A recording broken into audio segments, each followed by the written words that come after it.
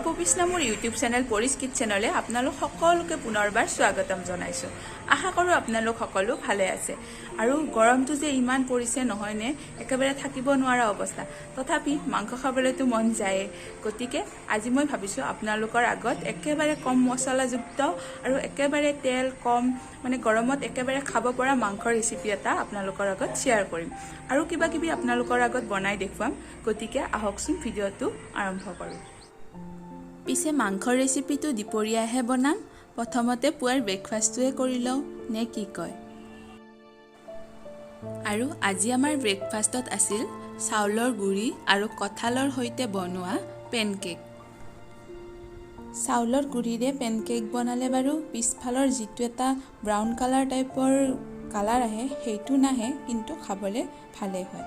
আৰু এয়া আমাৰ পুৱাৰ ব্ৰেকফাষ্ট, পেনকেক লগত কল আৰু লাল চাহ। ব্ৰেকফাষ্ট কৰি উঠি এয়া কেইটামান জালুক মই এনেদৰে শুকানকৈ ভাজি লৈছোঁ, কাৰণ ঘৰত জালুকৰ গুড়ি শেষ হৈছে আৰু এইখিনি এনেদৰে শুকানকৈ ভাজি মই মিক্সিত গুড়ি কৰি থৈ দিওঁ। আপোনালোকে ৰ'দত দি লগে লগে আনিও এনেদৰে গুড়ি কৰিব পাৰে। আৰু মছলা যদি আপোনালোকে এনেদৰে ঘৰতে গুড়ি কৰে তেতিয়াহ'লে গোন্ধটো, মানে মছলাৰ গোন্ধটো বেছি ভাল হয়। আৰু মই এনেদৰে বেছিভাগ জালুক হওক, জিৰা হওক এনেদৰে ঘৰতে গোটাকৈ কিনি আনি গুড়ি কৰি থৈ দিওঁ। আৰু এয়া মায়ে দুপৰীয়াৰ সাজৰ যোগাৰত লাগিছে। আজি আমাৰ আছে পচলাৰ খাৰ, গতিকে মায়ে পচলা কাটি দি আছে। গতিকে বলক আমিও আজিৰ ৰেচিপিটোলৈ আগবাঢ়োঁ। আৰু আজিৰ ৰেচিপিটোৰ কাৰণে লাগিব এনেদৰে মই হাড্ডি নোহোৱা মাংস কিছু লৈ লৈছোঁ আৰু তাত প্ৰথমতে এনেদৰে অকণমান নিমখ দিছোঁ, তাৰপিছত দিছোঁ অকণমান হালধি, তাৰপিছত দিছোঁ জিৰা গুড়ি অকণমান, জালুকৰ গুড়ি অকণমান, এনেদৰে পিঁয়াজ অকণমান কাটি লৈছোঁ পাতল পাতলকৈ, আৰু এয়া আদা নহৰু খুন্দা লগত কেঁচা জলকীয়া দুটা।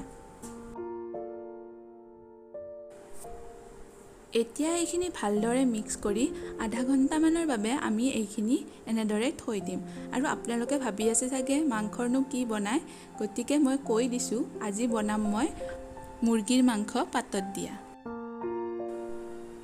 বাকী মাংসখিনি বৌ এনেদৰে সানি লৈ বনোৱাৰ ব্যৱস্থা কৰি আছে।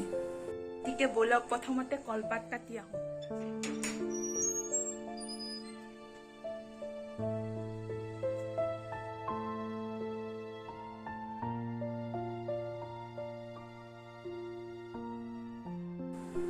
যিহেতু পাতত দিবলৈ অকণমান কলপাতৰ বেছিকৈ দৰকাৰ হয়, গতিকে এনেদৰে ডাঙৰকৈ এখন কলপাত কাটি ল'লোঁ। আৰু ব'লক এতিয়া ভিতৰত কি হৈছে চাওঁ। আৰু এয়া বাকী ৰোৱা মাংসখিনি বৌ এনেদৰে তৰকাৰী বনাইছে, চিম্পুলকৈ বনাইছে, বেছি মছলা ইউজ কৰা নাই, যিহেতু গৰম আৰু বেছি মছলা খাবও মন নাযায়। এইফালে মই বনাই আছোঁ পচলা মাছৰ মূৰৰ সৈতে খাৰ। মুৰ্গীৰ মাংস পাতত দিয়াখিনি একেবাৰে শেষত বনাম, কাৰণ সেইখন অকণমান গৰমে গৰমে থাকিলেহে খাই ভাল লাগে। গতিকে বাকীখিনি আগতেই বনাই লৈছোঁ আৰু দালিখন মোৰ আগতেই হ'ল। আৰু এতিয়া বলক অকণমান মান ধনিয়াকৈ লৈ আহোঁ, কাৰণ মাংসত মান ধনিয়া দিলে খাবলৈ খুব ভাল লাগে। মই বিশেষকৈ মান ধনিয়া খাই খুবেই ভাল পাওঁ। আপোনালোকে কোনে কোনে মান ধনিয়া খাই বেছি ভাল পায় ক'বচোন। আৰু এয়া বৌয়ে মাংসৰ তৰকাৰীখনত মান ধনিয়া অকণমান দি দিছে, কিন্তু মান ধনিয়া দিলে একেবাৰে হোৱাৰ টাইমত দিলে অকণমান ধনিয়াটো টান হৈ থাকে, গতিকে অলপমান আগতেই দিব লাগে। এতিয়া মই এনেদৰে কলপাতখন ভালদৰে ধুই লৈ অকণমান গেছত পুৰি লৈছোঁ, যাতে কলপাতৰ যিটো অকণমান মানে মচমচীয়া হৈ থাকে সেই ভাৱটো যাতে গুচি যায়, তেতিয়াহে মাংসখিনি বান্ধিবলৈ ভাল হ'ব। আৰু এতিয়া মই মেৰিনেট কৰি থোৱা মাংসখিনি এনেদৰে পাতৰ ওপৰত দি দিছোঁ, আৰু পাত কিন্তু অকণমান বেছিকৈ লাগিব। আৰু এতিয়া মই মাংসখিনিৰ ওপৰত দিছোঁ অকণমান কাটি লোৱা বিলাহী আৰু দিছোঁ মান ধনিয়া। আৰু মান ধনিয়া দিলে মাংসৰ সোৱাদটোৱে বেলেগ হৈ যায়। আৰু দিছোঁ অকণমান কেঁচা মিঠাতেল। এতিয়া এইখিনি অকণমান মিক্স কৰি দিছোঁ।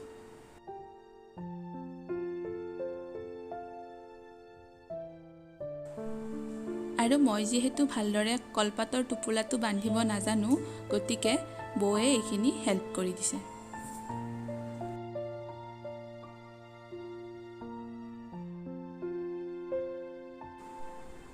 আৰু কলপাতৰ টোপোলাটো বান্ধিবলৈ কলপাতৰি পিছফালৰ পৰা ৰছী এনেকৈ বনাই লোৱা হৈছিল আৰু তাৰ দ্বাৰাই এনেকৈ ধুনীয়াকৈ টোপোলাটো বান্ধি লোৱা হৈছে।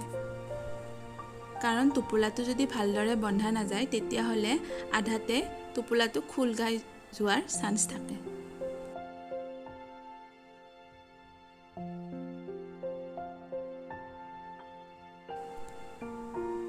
আৰু তাৰপিছত কুকাৰ এটাত এনেদৰে তলত পানী দি ওপৰত এটা বাতি দি টোপোলাটো কিছু সময় সিজাই লৈছিলোঁ, কাৰণ যিহেতু মাংস সিজিবলৈ কিছু টাইম লাগে। আৰু এইফালে আমাৰ মাংসৰ তৰকাৰীখনো ৰেডি হৈ গ'ল। চাওকচোন কিমান ধুনীয়া দেখা হৈছে। আৰু কুকাৰত 3টামান হুইচেল দিয়াৰ পিছত এতিয়া টোপোলাটো এনেদৰে টাৱাত বহাই দিছোঁ। আৰু এনেদৰে কিছু সময় সেকিলেহে কলপাতৰ গোন্ধ আৰু সেকা গোন্ধটো মাংসত ধুনীয়াকৈ সোমাই যাব। কিন্তু বহুত সময়ো সেকাৰ দৰকাৰ নাই, কাৰণ কুকাৰত অলৰেডি মাংসখিনি সিজিয়ে গৈছে। জাষ্ট ফ্লেভাৰটোৰ কাৰণেহে আমি মাংসখিনি সেকিছিলোঁ। আৰু এতিয়া এইখিনি গৰমে গৰমে উলিয়াই ল'ম। আৰু কলপাতখন খুবেই গৰম হৈ আছে, কাৰণ টাৱাৰ পৰা নমায়ে ডাইৰেক্ট খুলিবলৈ লৈছোঁ। আৰু এয়া চাওক, আমাৰ মাংসৰ পাতত দিয়া ৰেডি হৈ গ'ল। কিমান যে এটা ধুনীয়া গোন্ধ আহিছে, আপোনালোককনো মই কেনেকৈ কওঁ, কিন্তু মানে ধুনীয়া গোন্ধ এটা আহিছে আৰু একেবাৰে খাওঁ খাওঁ যেন লাগিছে। এতিয়া এইখিনি অকণমান মিক্স কৰি দিছোঁ এনেদৰে, যাতে বিলাহী, পিঁয়াজ, মাংস সকলোখিনি ধুনীয়াকৈ মিক্স হৈ যায়। গতিকে ব'লক আজি আমাৰ দুপৰীয়াৰ থালিখন ৰেডি কৰি লওঁ।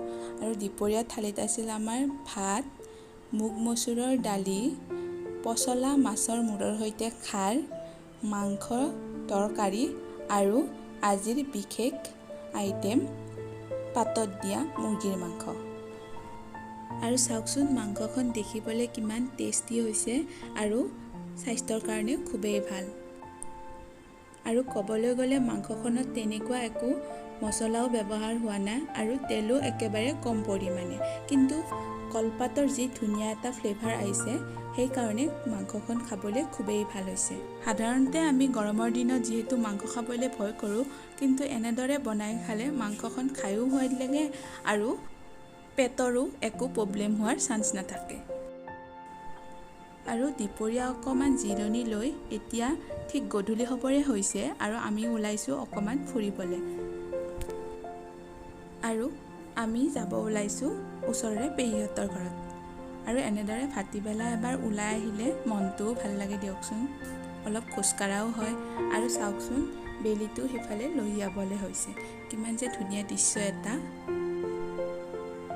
আৰু তাৰ পৰা আহোঁতে বৰদেউতাহঁতৰ বাইদেউ আহিছিল, তাইকো আমাৰ ঘৰলৈ লৈ আহিলোঁ, কাৰণ গধূলি মই বনাইছিলোঁ ফুচকা।